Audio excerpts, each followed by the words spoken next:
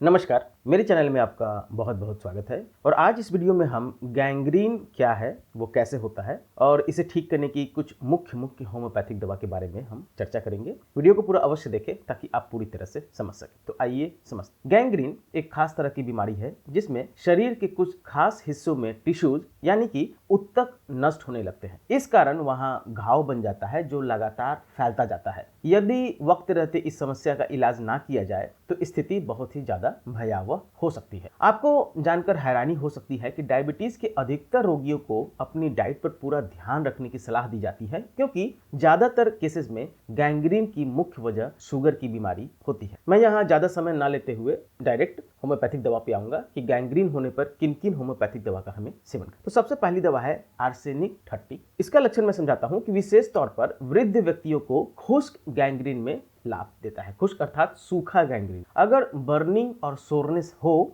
और वहां गर्म सेंक से रोगी को आराम मिले तब आपको यह दवा उपयोग करना है। गैंग्रीन में दूसरी बहुत उपयोगी जो दवा है वह है सिकेल कॉर, परंतु अंतर यह है कि इसमें ठंड से आराम मिलता है। इस प्रकृति के आधार पर इन दोनों में हम भेद कर सकते हैं, आर्सेनिक और सिकेल कॉर में। यद्यपि दोनों एक दूसरे के बाद भी दिए जा सकते हैं। रोगी कहता है कि उसे ऐसा लगता है कि मानो दहकते अंगारों में वह जल रहा है, इसलिए कार्बंकल अल्सर गैंग्रीन में इसका उपयोग होता है। अगर जलन साधारण सी हो तब आर्सेनिक से लाभ नहीं होता। रोगी को बहुत बड़ी बेचैनी होती है। गैंग्रीन में कार्बोवेज भी लाभप्रद है, परंतु उसमें इतनी भारी बेचैनी नहीं होती। गैंग्रीन में फोड़े का रंग नीला या काला हो सकता है। मैंने जैसा बताया कि कार्बोवेज भी लाभ करता है, परंतु उसमें बहुत अधिक बेचैनी नहीं होगा। आर्सेनिक तब देना है जब बेचैनी बहुत ज्यादा रहे और साथ में गर्म सेंक से आराम मिले। दूसरी दवा सिकेल कॉर 30। इसका प्रभाव रक्त संचार संस्थान अर्थात सर्कुलेटरी सिस्टम पर है। इसका पहला प्रभाव कोशिकाओं का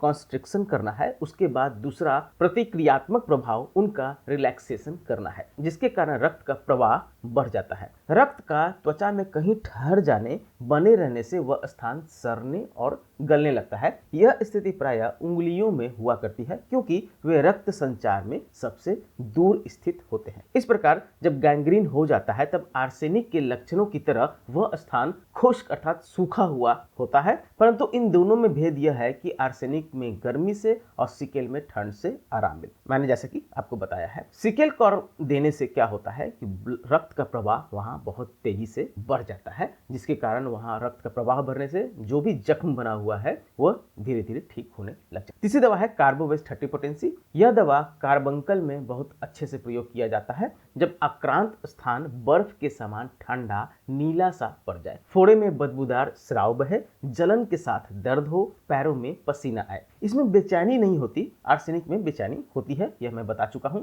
यह भी वृद्ध व्यक्तियों के गैंग्रीन में जो पांव की उंगलियों से शुरू होकर ऊपर की तरफ जाने लगते हैं उसमें दवा दिया जाता है। तो कार्बोवेज तब देंगे जब जो भी जहां गैंग्रीन हुआ है वहां बर्फ के समान ठंडापन होगा, नीला लिए हुए होगा, बहुत बदबूदार स्राव निकलेगा और साथ में जलन और दर्द होगा, पैरों से पसीना भी आ सकता है। ऐसे केस में कार्बोवेज चलेगा। अगली दवा है लेकेसिस 30 पोटेंसी। फोड़े होने या चोट लगने के बाद अगर वह स्थान नीला पड़ जाए और उसमें से नीला पस या खून निकलने लगे, फोड़े के किनारे बाहर से उभर कर ऊपर से उल्टी तरफ मुड़ने लगे, रोगी को ठंड से ठिठुरन हो, हाथ पैर ठंडे हो जाए, तब यह दवा देना चाहिए। लेकेसिस 6 का लोशन फोड़े पर लगाना चाहिए, आप लगा सकते हैं, बहुत आराम मिलेगा। या फिर क्रोटेलस 3CH भी आप लगाने का काम में ला सकते हैं गैंग्रीन के ऊपर। तो लेकेसिस 6CH में और क्रोटेलस 3CH में आप बिल्कुल गैंग्रीन के ऊपर लोशन की तरह लगा सकते हैं, बहुत आराम मिल जाता है। अंतिम दवा बता रहा हूं इचिनेसिया मदर टिंचर में। यह औषधि रक्त को शुद्ध करती है, खून को साफ करती है, इसलिए मूल अर्क अर्थात मदर टिंचर की 5 बूंद